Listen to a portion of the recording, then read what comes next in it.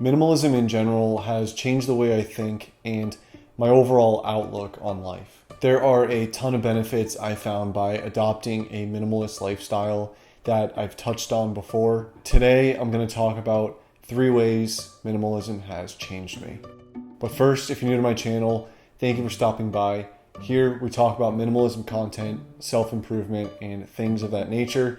So if that sounds good to you and you end up liking the video, be sure to like and consider subscribing.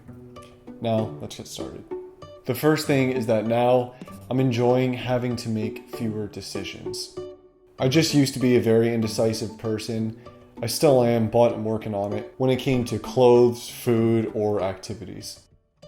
I've always said this before, but I just remember getting annoyed for spending too much time picking out an outfit for the day. Decision fatigue is something that happened to me without even realizing it. Grocery stores take advantage of decision fatigue by placing candy right by the checkout. After all the hard thinking and deciding what groceries to get while we're in the store, the quality of our decisions drop and we spontaneously buy something right at checkout. I believe this philosophy kind of applies to my own life. If I'm spending time and brain power 10 times a day on minuscule decisions, by the end of the day, the quality of my decisions might suffer. Eliminating choices from areas where they don't really matter, like what I'm gonna wear, what I'm gonna have for dinner, has pretty much made every process smoother. Don't get me wrong, I still like to switch it up sometimes, but for the most part, the small and frankly unimportant decisions are made once and then stuck to until I feel like changing it. Like what shirt to use, what to eat, and what cologne to wear. Doing this allows for more time for things that matter to me, and somehow this has made me overthink less, decide quicker, and more confidently.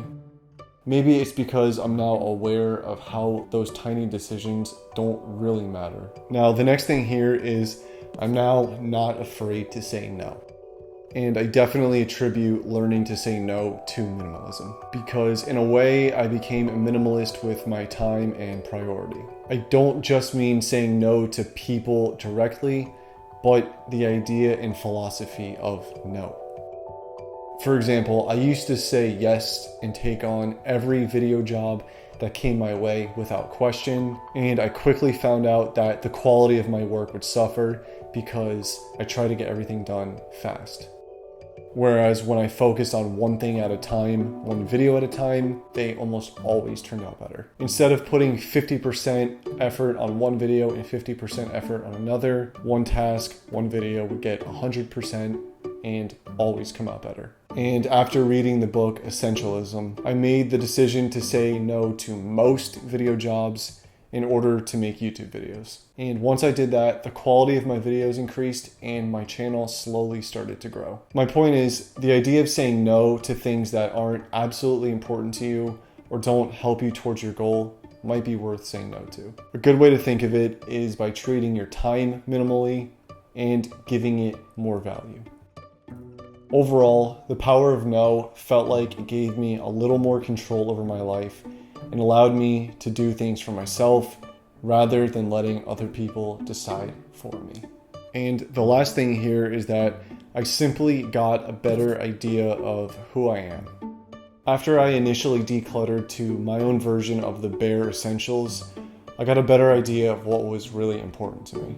Everything I owned that wasn't directly related to things I want to pursue, like making videos, was decluttered. This was especially true when I started to declutter my clothes. I stopped following trends and I stopped buying things just because I saw that they looked cool on somebody else. I considered what I liked wearing most and I just started wearing this, and it kind of just became my identity. I mean, if you think of my videos, you probably think of me wearing a gray shirt or a black shirt. My goals used to be more purchase oriented, like upgrading my phone or my camera gear, whereas now they're more accomplishment oriented, which I'm gonna address in a later video. Being content with what I have gives me the mental clarity to just figure out what I want to do next, short term or long term. I could go on forever with this list, but I think I'll conclude it here. I'm still on this journey and I'm still learning new ways to better myself through minimalism, and I'll be sure to share what I come across along the way. But anyways, thank you so much for watching. I really hope you got some value out of this video. If you did, be sure to like the video and consider subscribing for more content like this. And I'll see you next time.